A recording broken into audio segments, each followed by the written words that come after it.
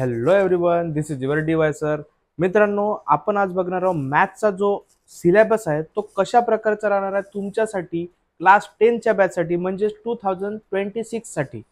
आता बघूया आपण मॅथ 1 आणि मॅथेमॅटिक्स 2 याचा सिलेबस पूर्णपणे कसा राहणार आहे, अपडेटेड सिलेबस काय असणार आणि कोणता सिलेबस तुम्हाला एक्झाम मध्ये बोर्डच्या येऊ शकते.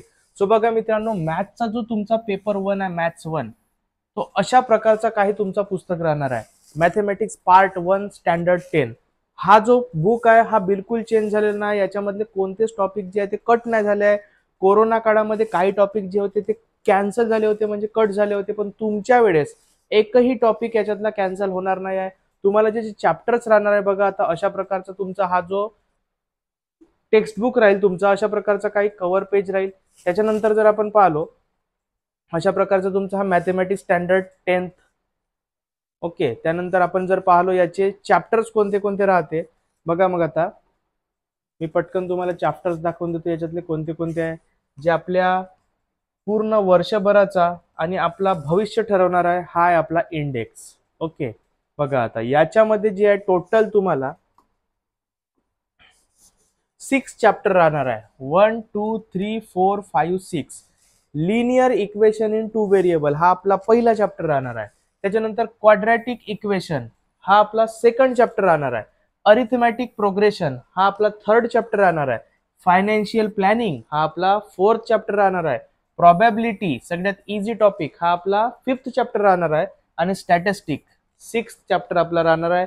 कशा प्रकारचा याचे मार्किंग सिस्टीम राहील, तुम्हाला बोर्डमध्ये कोणता चॅप्टर जो आहे तो किती मार्काला विचारण्यात येते ते आता मी तुम्हाला थोडक्यात सांगून देतो.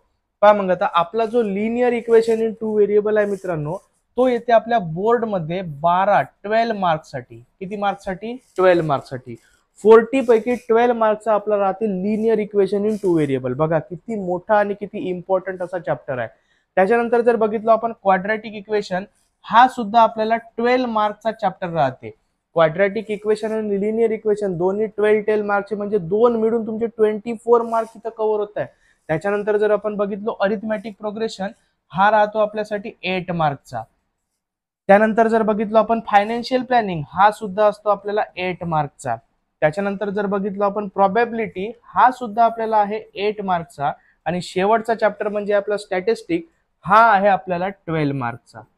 बघा मग आता पहिला, दुसरा आणि शेवटचा 3 चॅप्टर, या 3 चॅप्टरवर तुम्हाला मिळत आहेत 36 मार्क.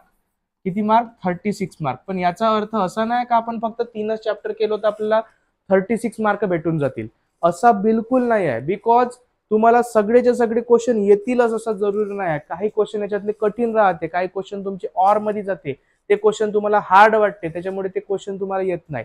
पण जर आपण एक असा नॉर्मली विचार केला तर हे 3 चॅप्टर जे आहे हे आपल्याला चांगल्या प्रकारे तर करायचेच आहे, म्हणजे यांना एकदमच आपल्याला जास्त लक्ष द्यायचं आहे. त्याच्यानंतर आपला प्रोबॅबिलिटी हा एक इझी चॅप्टर राहणार आहे आपल्या स्टँडर्ड 10चा, एकदमच सोपी. 2 ते 3 व्हिडिओमध्ये मी तुमचा पूर्णपणे कव्हर करून देणार आहोत.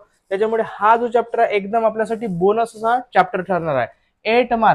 8 मार्क जे राहणार आहे आपल्यासाठी बोनस राहील. बोनस स्टँडर्ड 10 8 पैकी 8ही मार्क घेणार तुम्ही याची पर्सनली गॅरंटी 100% मी देतो. की तुम्ही जर आपले चॅप्टरचे लेक्चर्स बघितले तर तुम्ही आउट ऑफ मार्क प्रोबॅबिलिटी मध्ये घेणारच. तसे तर सगळ्याच मध्ये घेणार. 40 आउट ऑफ 40चा तुम्ही टार्गेटच ठेवून द्या आतापासून मॅथ्स 1 मध्ये, आणि 40 आउट ऑफ 40चा मॅथ्स 2 मध्ये.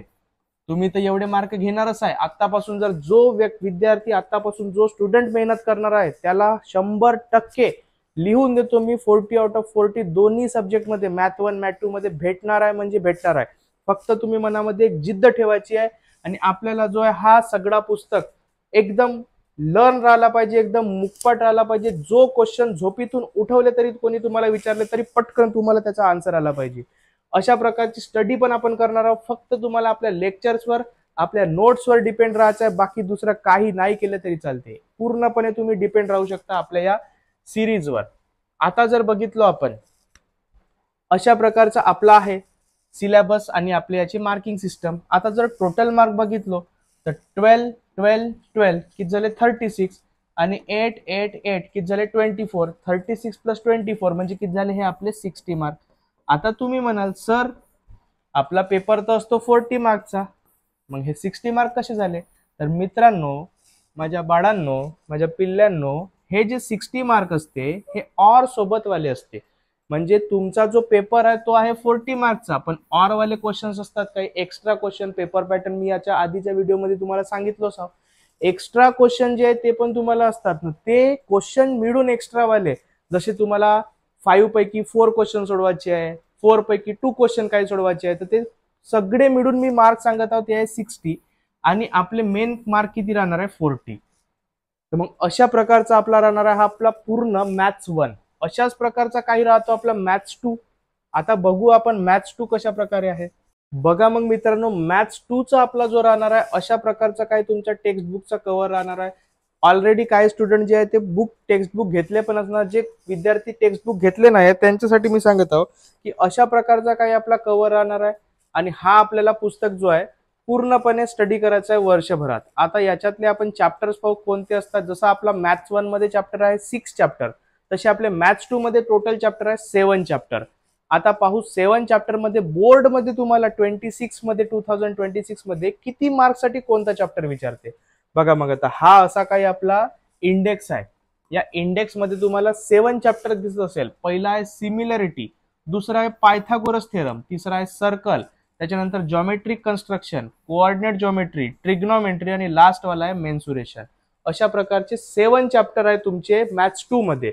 आता सिमिलरिटी जो चॅप्टर आहे पहिलाच चॅप्टर तो आपल्यासाठी आहे 10 मार्क्ससाठी. किती मार्क्सचा आहे आपला 10 मार्क्सचा. पायथागोरस थेरम जो आहे तो येतो आपल्या बोर्ड मध्ये 7 मार्क्ससाठी. किती मार्क्ससाठी येतो हा 7 मार्क्ससाठी. त्याच्यानंतर सगळ्यात इम्पॉर्टंट आणि सगळ्यांना घाबरवणारा चॅप्टर म्हणजे आपला सर्कल.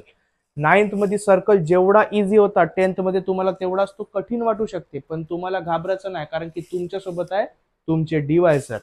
आता सर्कल जो आहे तो एकटा चॅप्टर येतो आपल्याला 12 मार्क्ससाठी आणि सगळ्यात जास्त मार्क घेणारा हा चॅप्टर आहे आपल्या मॅथ्स 2 मधला.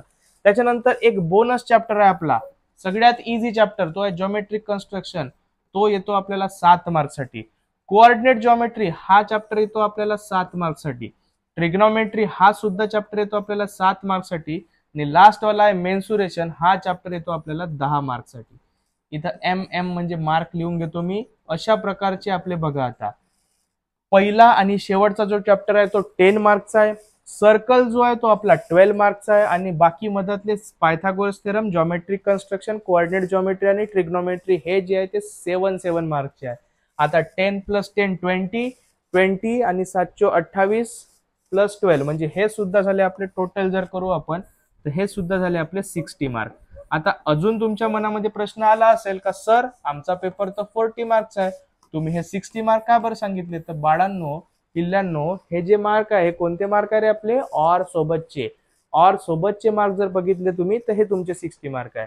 आता जर तुम्ही विचार केले, तुम्ही हा 10 मार्कचा सिमिलरिटी चांगल्या प्रकारे केले, तुम्ही समजा का हा मेन्सुरेशन 10 मार्कचा चांगल्या प्रकारे केले, 10 10 20 झाले. तुम्ही समजा का हा सर्कल चांगला केले, किती झाले 32 मार्क. आणि हा तर मी म्हटलं तुम्हाला बोनस चॅप्टर आहे, बोनस. ओके, तर मग हे झाले 7 मार्क. 32 + 7 म्हणजे किती मार्क झाले रे 39 मार्क. म्हणजे तुम्ही किती चॅप्टर 1 2 3 आणि 4 चॅप्टर मध्येच तुम्ही 39 मार्क घेऊ शकता. पण अशी गलती आतापासून कोणालाच करायची नाही. तुम्ही जर 1-2 चॅप्टर सोडतो म्हणाल आता तर बिलकुल तुम्हाला आउट ऑफ मार्क घेण्यापासून बहुत दूर चालले गेले असं समजून जायचं आहे. तुम्हाला आउट ऑफ मार्क भेटणारच नाही. जर तुम्ही इथून असे चॅप्टर जर सोडले तर एखादा क्वेश्चन तुम्ही सोडू शकता, पण पूर्णच्या पूर्ण चॅप्टर जो आहे तुम्हाला सोडायचा नाही. चॅप्टर मधला सगळं काही करायचं आहे. जर कोणता कठीण वाटला तर शेवटी थोडेफार तुम्ही क्वेश्चन सोडू शकता. एखादा थेरम कठीण वाटला तर एखादा थेरम सोडू शकता, पण चॅप्टर सोडायची गलती कधीच करायची नाही आपल्याला. हा अशा टाईपचा आहे आपला मॅथ्स 2 चा पेपर. आपला मॅथ्स 1 चा पेपर 40 मार्कचा आणि मॅथ्स 2 चा पेपर असतो 40 मार्कचा. मॅथ्स 1 आणि मॅथ्स 2. ओके, मॅथ्स 1 मध्ये असते आपल्याला 6 चॅप्टर, मॅथ्स 2 मध्ये असते आपल्याला 7 चॅप्टर. 6 + 7 म्हणजे टोटल आता आपल्याला 13 चॅप्टरचं स्टडी चांगल्या प्रकारे करायची आहे.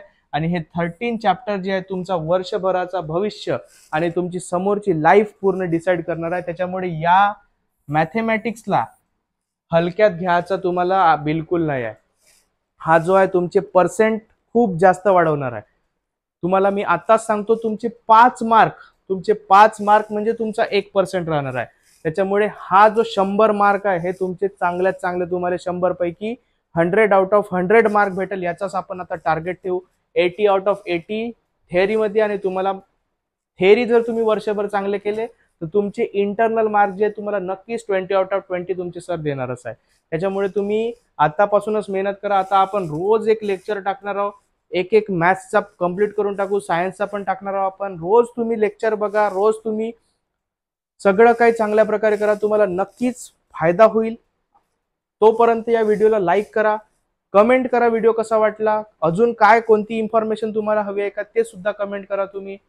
व्हिडिओला जास्तीत जास्त आपल्या फ्रेंडपर्यंत शेअर करा, चॅनलला सबस्क्राईब करून टाका. Thank you so much.